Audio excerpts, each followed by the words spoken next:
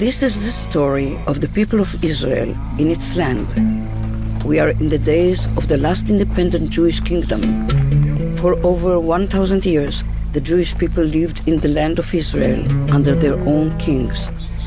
King David made Jerusalem his capital some 3,000 years ago, and his son Solomon built the Holy Temple there. Jews from every part of the country made pilgrimage to the temple in Jerusalem. With the rise of the Roman Empire, the Jews came under the oppressive rule of the Romans. Some of them were determined to win back their independence and rebelled against the Roman rule.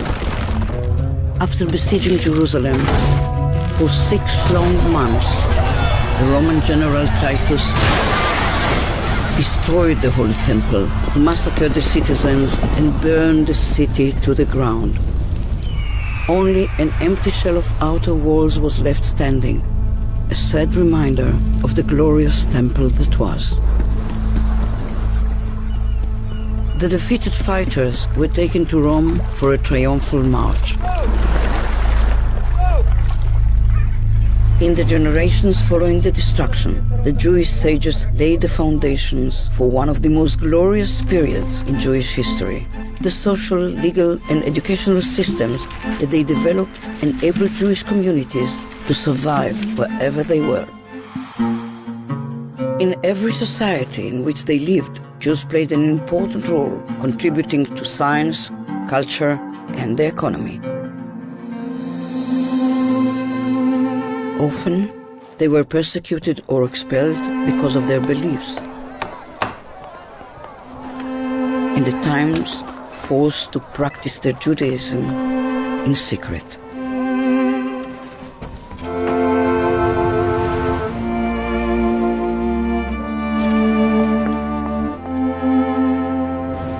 But even in difficult times, they clung to their culture and traditions.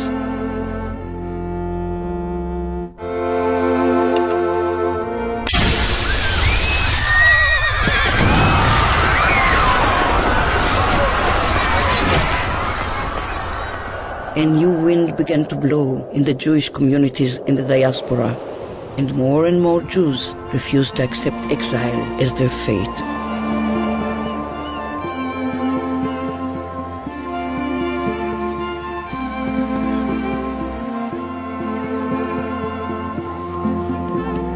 Little by little, Jews from all over the world began to make their way to the land of Israel.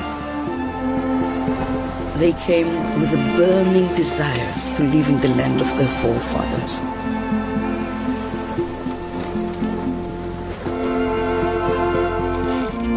Changes taking place in the international arena in the wake of the Industrial Revolution boosted the stream of Jews returning to their homeland. They joined their brethren who had never left, working together to rebuild the land. It was a young Jewish journalist who turned the new wind into a movement and gave it a name, Zionism. Theodor Herzl believed that a people must rely only on itself. He had a vision and a plan and devoted his life to making the age-old dream a reality. In the land of Israel, the ancient Hebrew language was reborn, with new words to express the needs of the modern multicultural society taking shape in the Jewish homeland.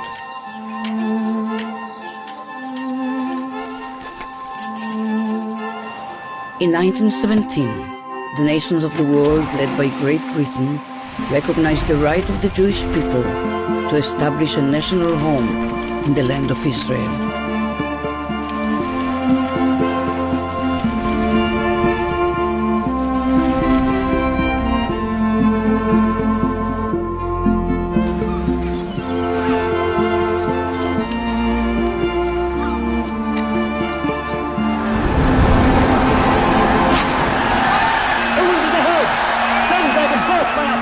While the Jews were engaged in building the foundations of a new country, another people in another part of the world united around an entirely different idea, one that led its followers to commit the most horrendous crime against humanity.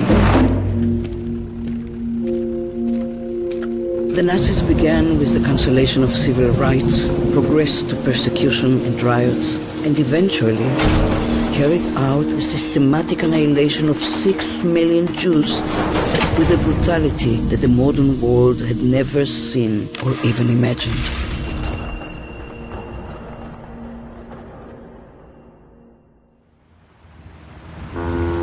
But sometimes, from the depths of despair, the soul finds the strength to carry on.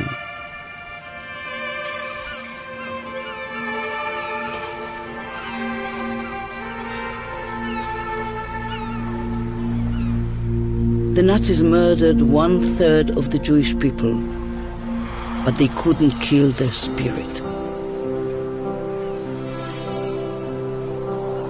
In 1947, the United Nations voted on a plan that would divide the land between the Jews and the Arabs and establish 2 states, a Jewish state and an Arab state.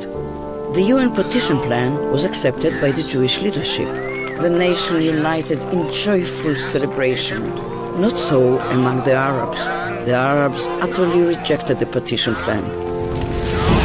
The morning after the UN vote, the Arabs within Israel, as well as the Arabs in the surrounding countries, attacked Jewish communities.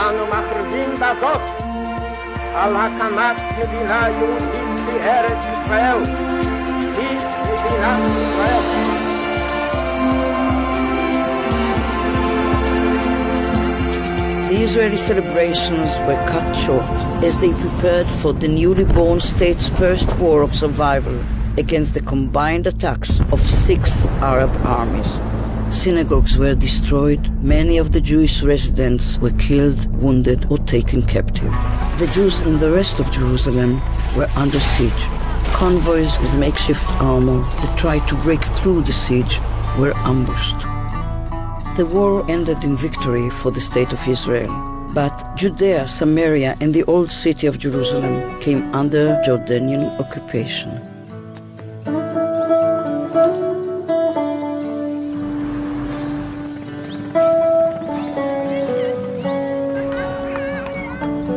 Almost 2 decades later, Israel was again in mortal danger as Arab states banded together and once again threatened to destroy the state of Israel. The fighting was bitter, but Israel won on all fronts.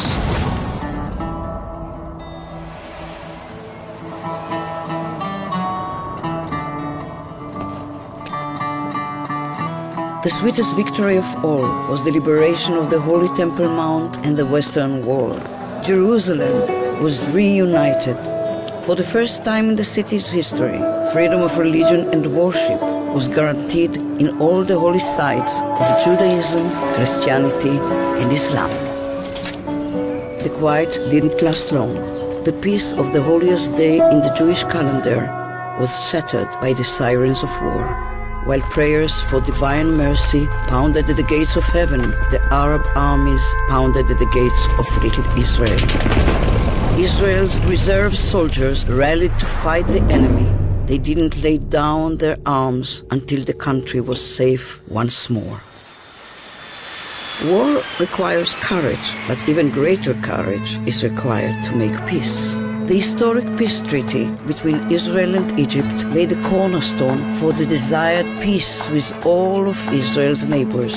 It came closer with the signing of a peace treaty between Israel and Jordan. That same hope inspires Israel's efforts to achieve peace with the Palestinians and to realize the dream of living in peace, shalom, with all its neighbors.